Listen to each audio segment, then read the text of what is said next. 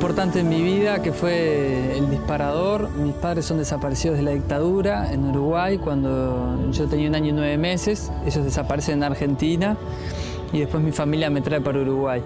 Digamos que ese es el gran conflicto de mi vida que me hace la búsqueda de respuestas existenciales. Básicamente fue como una búsqueda personal, iniciada en la adolescencia quizás, que me llevó a diferentes caminos. Nací en un mundo cristiano, en una familia cristiana. Fui bautizada de chiquita, fui a colegio religioso, fui formada en la fe, en el hogar había un ambiente de fe religiosa. Pero más allá que, digamos, del nacimiento, también uno se elija de un momento a su camino. Y yo te puedo decir que ya de mi infancia me sentí muy dedicando, muy unido o muy amado con Dios y por el camino que Dios nos planteó en el mundo. Crezco en los años de la fin de los años 60, entonces en Italia los años de los 68, 70 son años muy en toda Europa, en todo el mundo. Y la mayor parte eran como crecimiento o búsqueda de algo, de cambiar algo en la propia vida en particular. Yo también fui un buscador de la verdad, fui un buscador de la paz y siempre me sentí muy atraído a descubrir la vida, ¿no? Hay una inquietud, hay un sentido de carencia en nuestra vida, desde la adolescencia y probablemente antes de la infancia. Busqué en muchos lugares, Y ese sentido de carencia no se satisface con cosas inmediatas.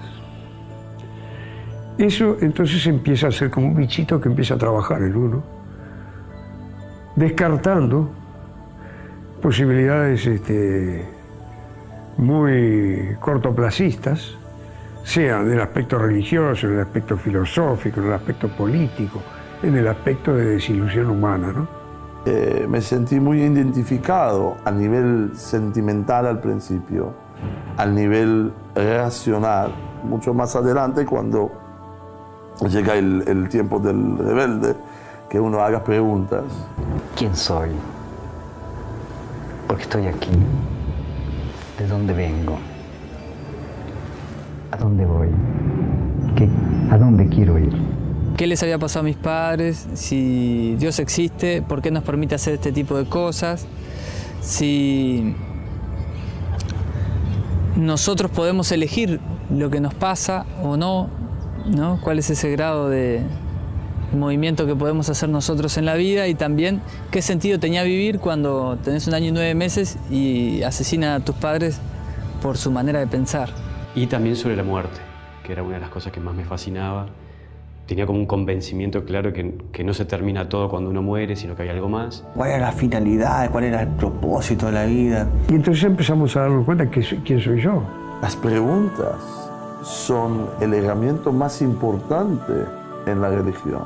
Pero como toda evolución personal, ¿no? Llega un momento, sobre todo un momento en la adolescencia, ¿no? Cuando uno empieza a revisar sus convicciones, lo que ha recibido y lo que es propio, ¿no? Entonces, que es un momento de crisis y toda crisis bien vivida es productiva, ¿verdad? Es un llamado a dar un paso más. Y cuando encontré esta escuela y el maestro, las enseñanzas del maestro de esta escuela, sentí que estaba encontrando aquello que buscaba una paz interior y un contacto conmigo misma y una búsqueda de la felicidad en las fuentes verdaderas, porque empecé a ser mucho más feliz con nada. Entonces imaginé que a lo mejor era por ahí.